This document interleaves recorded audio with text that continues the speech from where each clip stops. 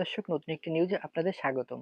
নির্বাচন কবে হবে তা নিয়ে অনিশ্চয়তা তৈরি হয়েছে। যখন প্রশ্ন উঠে, যদি ফেব্রুয়ারিতে নির্বাচন না হয় তাহলে কি সরকার টিকে থাকবে? এই সরকার কি পড়ে যাবে? সরকার পতনের জন্য কি আন্দোলন গড়ে উঠবে? সবকিছুই কি সেই দিকে যাচ্ছে?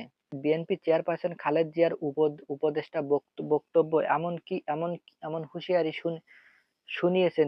তিনি সরাসরি বলেন, যদি ফেব্রুয়ারির মধ্যে নির্বাচন না হয় তাহলে এই সরকার আর থাকতে পারবেন না। তাহলে কি হতে যাচ্ছে? তারা তারা সরাসরি বিরোধী আন্দোলনের দিকে এগোচ্ছে? এখন নানান রকম মহল আলোচনা হচ্ছে যে ফেব্রুয়ারিতে নির্বাচন নাও হতে পারে। এমন প্রশ্ন গুরুত্বপূর্ণ হয়ে উঠছে।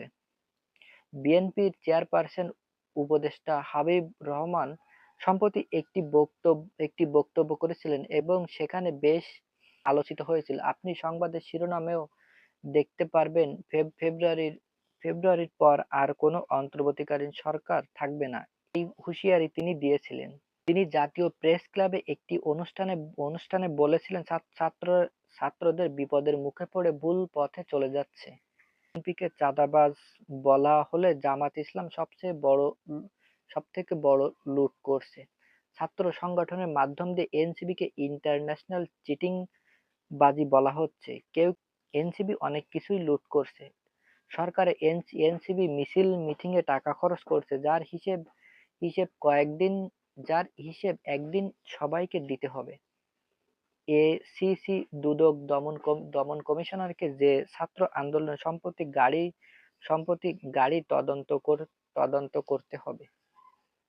হাবিবুর রহমান বলেন, সরকারের ভবিষ্যৎ জবাবদিহিতার মুখে কড়া বার্তা দিতে হবে এবং সেটিও জবাবদিহিতা করতে হবে। বলেছেন, পাকিস্তানের ভূতের মতো কিছু শক্তি জাতীয় পতাকা সংশোধনে জাতীয় সঙ্গীতকে নিয়ে বিব্রত করছে সবাইকে। সবচেয়ে গুরুত্বপূর্ণ বিষয় হলো, তিনি বলেন ফেব্রুয়ারির মধ্যে নির্বাচন না হলে সরকার থাকবে না। এই এই বক্তব্য থেকে প্রশ্ন উঠছে, বিএনপি কি গোপন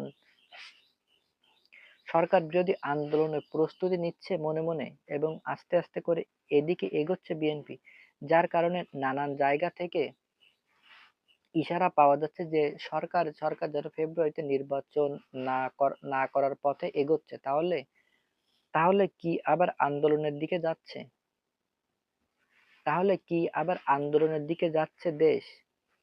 ঠিক তেমনি জুলাই বিপ্লবের সময় হয়েছিল নির্বাচনের দাবিতে যে আন্দোলন গড়ে উঠছিল, সেই দাবি আজও পূর্ণতা আসেনি এখনো পর্যন্ত। বর্তমান সরকার ১ বছর পূর্ণ হলো এবং নির্বাচন নিয়ে স্পষ্ট কোনো রোডম্যাপ এখনো দেয়নি। এই পরিস্থিতিতে আশঙ্কা তৈরি হচ্ছে আবারও আন্দোলন গড়ে উঠতে পারে। আন্দোলনের নেতৃত্বে বিএনপি উঠে আসতে পারে।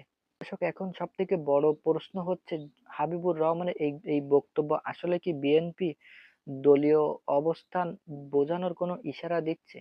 কেননা দলের মহাসচিব মির্জা ফখরুল আলমগীর এখনো অনেক সময় সরকারকে প্রশংসা করতে থাকেন এবং এনসিবিকে কঠোর সমালোচনা কেউ করেননি, এবং বিএনপির পক্ষ থেকে সেই হাবিবুর রহমান তিনি করছেন। তাহলে কি বিএনপি এখনো তুষারের মতো থেকে যাবে, নাকি আসলে চুপিসারে প্রস্তুতি নিচ্ছে? যেমন গতকাল ছাত্র আন্দোলনে শহীদ মিনার ছেড়ে দেওয়া এনসিপির জন্য এটিকে নিয়েও নানান প্রশ্ন উঠেছে, এবং ছাত্র জনসভা বলছিলেন, কাটা বলের মতো ফুল দেওয়ার মতো এই বক্তব্য বিএনপিকে এই এই অবস্থায় বড় প্রশ্ন হলো, সত্যিই কি বিএনপি ফেব্রুয়ারির মধ্যে নির্বাচন না হলে আন্দোলনে নামবে? জুলাই বিপ্লবে পুনর্বাসন যদিও নির্বাচনের রোডম্যাপ ঘোষণা না হয়ে থাকে, তাহলে কি ধর্মঘট ডাকতে পারে বিএনপি?